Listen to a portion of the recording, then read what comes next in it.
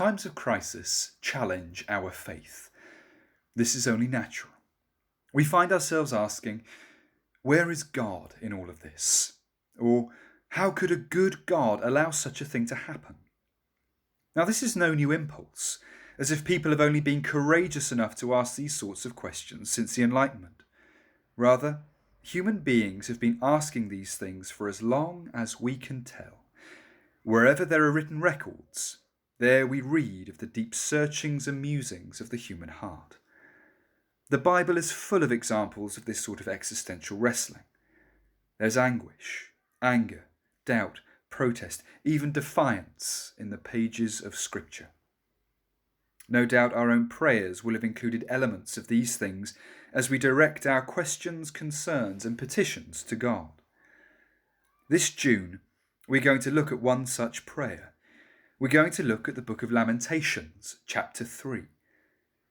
Lamentations was written during a point of national crisis for the people of Judah. As the name suggests, it's a series of laments, grieving the destruction of the temple and the exile of its people to Babylon. As we might expect, these poems are full of the sorts of questions and reflections that may well have crossed our minds of late. And yet, for the poet as for us, there is always hope. Lamentations chapter 3 is about hope in the midst of despair, and that is why we turn to it now. The poem itself is what is called an acrostic, where the first letter of each paragraph spells out the alphabet from A to Z, or more accurately, given that it was written in Hebrew, from Aleph to Tav. So if we were to read this in Hebrew, we would see that the first paragraph, from verses 1 to 3, starts with Aleph, the second paragraph begins with the second letter of the Hebrew alphabet, the third paragraph with the third letter, and so on and so forth.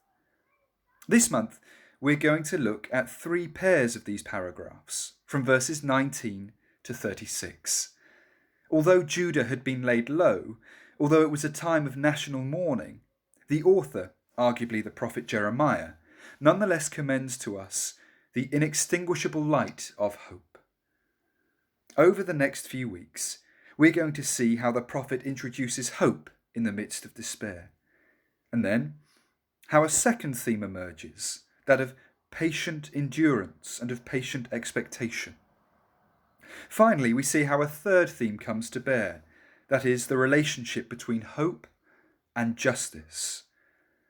It is my prayer that this sermon series will be an encouragement to us all as we continue to move through our own national crisis. Let us seek to nurture the precious gift of hope with patient endurance and expectation.